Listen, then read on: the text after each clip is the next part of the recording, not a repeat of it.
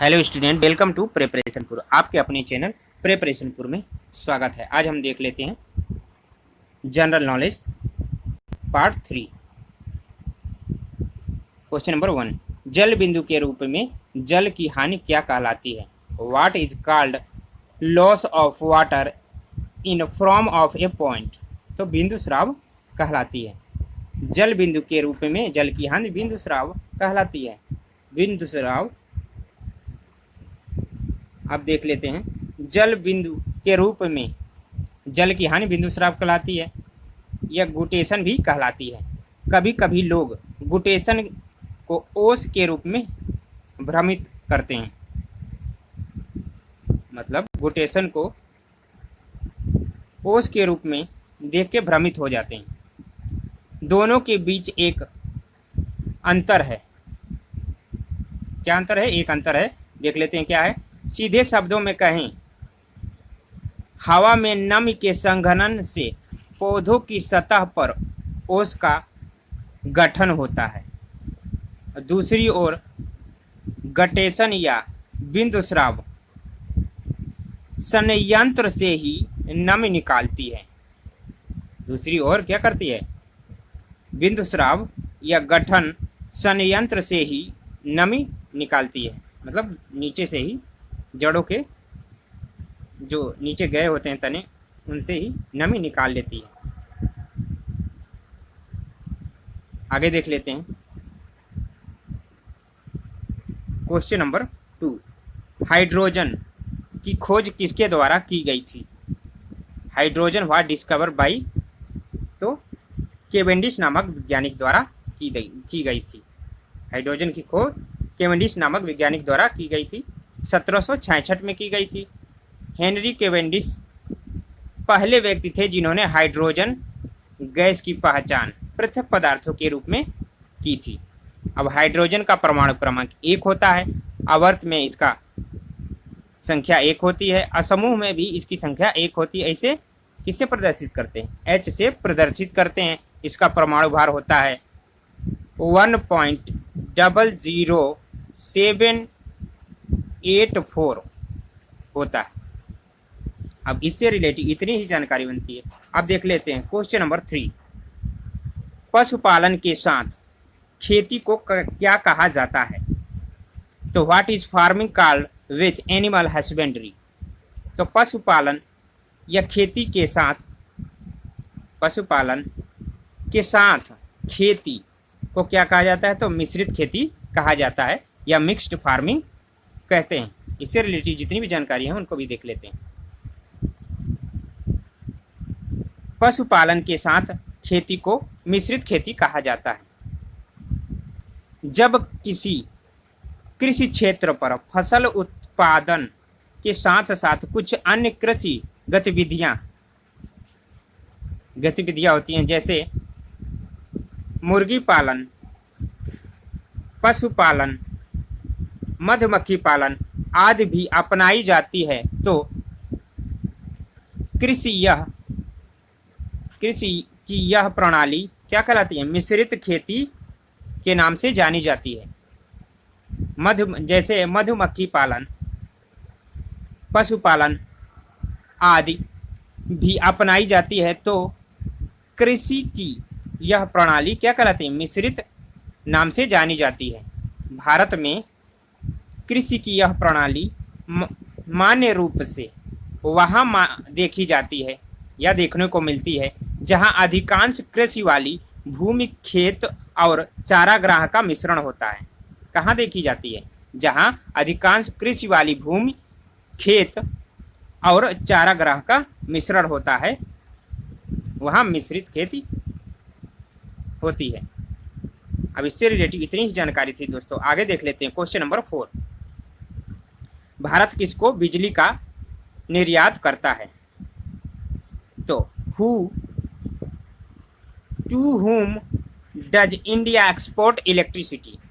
तो भारत बिजली का निर्यात बांग्लादेश को करता है। अब इससे रिलेटेड जितनी भी जानकारी बनती है उनको भी देख लेते हैं।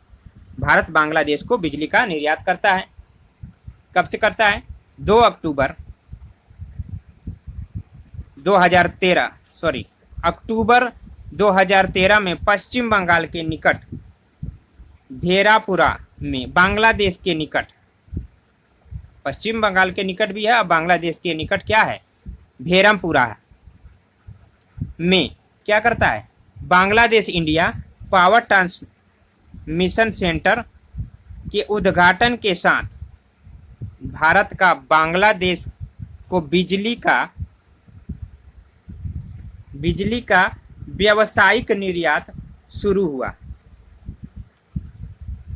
भारत 35 वर्षों के लिए क्या करेगा, बांग्लादेश को प्रतिदिन 500 मेगावाट बिजली का निर्यात करेगा। इससे रिलेटिव इतनी ही जानकारी थी दोस्तों। आगे देख लेते हैं क्वेश्चन नंबर 5। ब्रिटिश कांग्रेस ने ईस्ट इंडिया कंपनी से भारत पर प्रभुसत्ता किस वर्ष में प्राप्त की? तो इन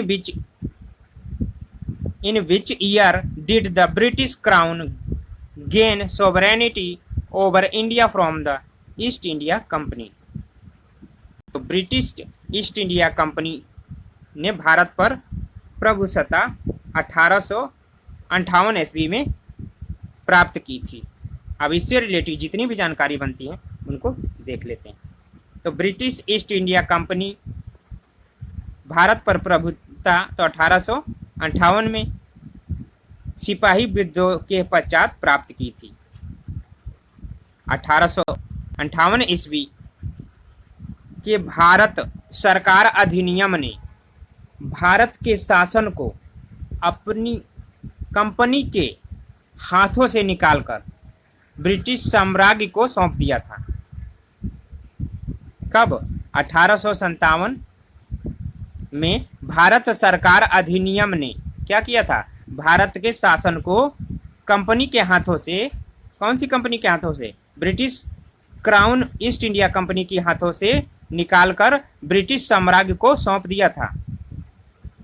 इससे रिलेटिव इतनी ही जानकारी बनती है दोस्तों। आगे देख लेते हैं क्वेश्चन नंबर 6। कांसीवादी अर्थशास्त्र में मुख्य रूप से किस पर बल दिया जाता है? तो व्यय पर बल दिया जाता है। What is the main emphasis in Keynesian economics? तो एक्सपेंडिचर। इससे रिलेटिव जितनी भी जानकारी है दोस्तों उनको भी देख लेते हैं। तो कांस्यवादी अर्थव्यवस्था में मुख्य रूप से व्यय पर बल दिया जाता है। कांस्यवादी अर्थव्यवस्था के सिद्धांत का सारांश है, क्या है, अर्थव्यवस्था में होने वाले कुल व्यय एवं उससे उत्पन्न होने वाले उत्पादन और मुद्रास्फीति पर प्रभाव। यह इस बात पर जोर देता है कि सरकारी व्यय सकल घरेलू उत्पाद जीडीपी को बढ़ाता है। क्या बढ़ाता है? कांस्यवादी अर्थव्यवस्था क्या करता है? कांस्यवादी अर्थव्यवस्था उत्पन्न होने वाले, अर्थव्यवस्था में होने वाले कुल व्यय एवं उससे उत्पन्न होने वाले उत्पादन और मुद्रास्फीति पर प्रभाव। यह इस बात पर जोर देता है, किस बात पर जोर देता है, कि सरकारी व्यय सकल घरेलू उत्पाद या जीडीपी को बढ़ाता है, बढ़ने पर बल देता है। सकल घरेलू उत्पादन अर्थव्यवस्था में होने वाले मूल व्यय के गुणज पर भी बल देता है, या गुणज होता है, गुणज पर बल देता है। इससे रिलेटिव इतनी ही जानकारी थी दोस्तों। आगे देख लेते हैं क्वेश्चन नंबर 7। समष्टि अर्थव्यवस्था में किस मूल समस्या का अध्ययन किया जाता है? समष्टि अर्थशास्त्र में किस मूल समस्या का अध्ययन किया जाता है? तो आय का उत्पादन समस्या का अध्ययन किया जाता है। किसमें? समष्टि अर्थशास्त्र में आय का उत्पादन समस्या का अध्ययन किया जाता है। अब इससे रिलेटेड जितनी भी जानकारी बनती है उसको देख लेते हैं। समष्टि अर्थव्यवस्था में आय का उत्पादन मूल समस्या का अध्ययन किया जाता है।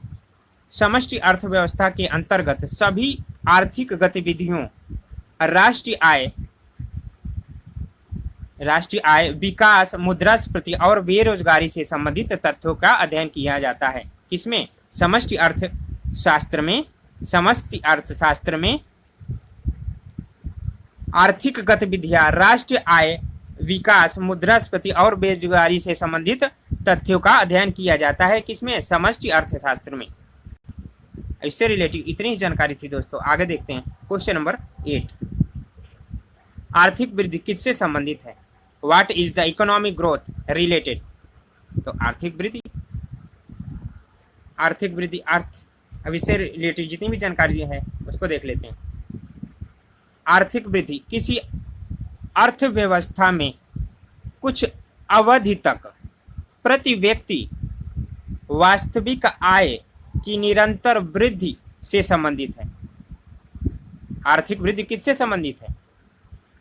तो प्रति व्यक्ति वास्तविक आय में निरंतर वृद्धि से संबंधित है आर्थिक वृद्धि।